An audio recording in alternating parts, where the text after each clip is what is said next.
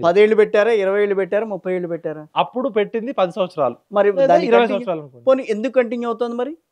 అక్కడే కంటిన్యూ ఎవరు మీరు చేస్తున్నారు? మీరు అడిగిన ప్రశ్న కరెక్ట్. ఆ, ఈ దేశాన్ని పాలించిన 60 సంవత్సరాలు పాలించిన కాంగ్రెస్ పార్టీ ఆ 10 సంవత్సరాలు 20 సంవత్సరాలు అంబేద్కర్ రాసిన రాజ్యాంగంలో ఉన్న రిజర్వేషన్ని మొత్తం భారతదేశంలో ఉన్న పేదవాళ్ళు, దళితులు, బలహీన వర్గాలని ఒక మిషన్ ప్రోగ్రామ్ మీద తీసుకొచ్చి yes. వాళ్ళకి విద్య, నాణ్యమైన ఉపాధి, ఎటువంటి కుల వివక్ష లేకుండా తీసుకొచ్చి ఉంటే ఒక జనరేషన్ ముందుకు వస్తే, ఇప్పుడు మీరు ఐఏఎస్ నేను ఐపీఎస్ అయినాక నా కొడుకుకి రిజర్వేషన్ అవసరం లేదు కదా.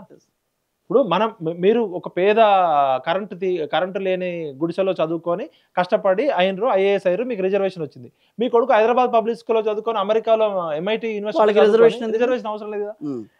ఈ పార్టీలు ఏం చేసినాయంటే, కాంగ్రెస్ పార్టీ ఓటు బ్యాంకు రాజకీయాలుగా మార్చింది. ఒకవైపు ముస్లింలను ఇంపీచ్మెంట్ కింద తీసుకొచ్చింది. భారతదేశంలో ఎక్కడ మత ప్రాతిపదికన రిజర్వేషన్ లేవు కదా, లేవు. ముస్లింలని ఓటు బ్యాంకుగా మార్చుకుంటూ వాళ్ళని మేపుకుంటూ వచ్చింది. వాళ్ళ దానిలో కూడా పేదరికం ఉంటే వాళ్ళకి న్యాయం చేయాలి. ఒకవైపు మతం పేరు మీద మైనారిటీలు అంటే ఎవరు, తక్కువ ఉన్న వాళ్ళు, అవును మైనారిటీలు తక్కువ ఉన్నవాళ్ళు, కానీ మైనారిటీలు అంటే కేవలం ముస్లిమ్స్ అనే విధంగా వచ్చేటట్టు వాళ్ళు ఒకప్పుడు మైనారిటీలు అయితే 20% దాటిపోయారు సార్. అవును, ఇలా ఎవరు మైనారిటీలు అంటే జైన్లు, పార్సీలు, లేకపోతే బాగా తక్కువ అల్పసంఖ్యాక వర్గాలు, ఆంగ్లో ఇండియన్లు, వాళ్ళకి ఇవ్వాల్సింది జనాభాలో 20 to 30% వచ్చేసి వాళ్ళని ఓటు బ్యాంక్ గా మార్చుకుంది. దళితులు, బీసీలు, దళితులలో కొన్ని వర్గాలను సెలెక్ట్ చేసుకొని తమ ఓటు బ్యాంకు రాజకీయాల కోసం రిజర్వేషన్ల యొక్క స్ఫూర్తిని దెబ్బతీసి 79 సంవత్సరాల తర్వాత కూడా ఇంకా రిజర్వేషన్లు అడుక్కునే దగ్గరే ఉన్నాం మనం.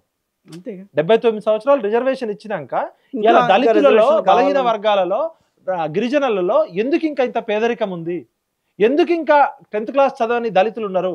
ఎందుకు ఇంకా చిన్న చిన్న ఉద్యోగాలు, కనీసం రోజుకు 1000 రూపాయలు కూడా అంటే ఈ రిజర్వేషన్ల యొక్క స్ఫూర్తి ఏదైతే ఉందో, రాజ్యాంగ స్ఫూర్తి, దానిని అమలు చేయడంలో కేవలం ఇట్లా పేపర్ మీద ప్రకటించి నిజమైన నాణ్యమైన విద్య ఇలా ఎంతమందికి ఇచ్చింది 79 సంవత్సరాల్లో? ఇలా భారతదేశం మానవ వనరులు ఇన్ని ఉన్నాయి కదా, మనకన్నా చిన్న చిన్న దేశాలు వరల్డ్ వైడ్ ఎక్స్పర్ట్స్ ఎందుకు అవుతున్నాయి? స్కిల్స్ ఎందుకు నేర్పలేదు? రైట్. ఇంత యూత్ ఫోర్స్ ఉన్న దేశము ఇలా ప్రపంచంలోనే అతిపెద్ద సమస్య నిరుద్యోగ సమస్య, అతిపెద్ద సమస్య పేదరిక సమస్య. మరి మనతో పాటు ఈక్వల్ గా ఒక 70-80 ఏళ్ల క్రితం చైనా మనం ఎక్కడున్నాము, ప్రపంచంలో స్వాతంత్రం వచ్చిన వాళ్ళంతా కూడా ఎక్కువ ఉన్నారు. మనకన్నా పేదరికం ఉన్న దేశాలు, మనకన్నా వనరులు లేని దేశాలు మానవ అభివృద్ధి సూచికలో, ఆనంద సూచికలో మనం 132వ స్థానంలో ఉన్నాం.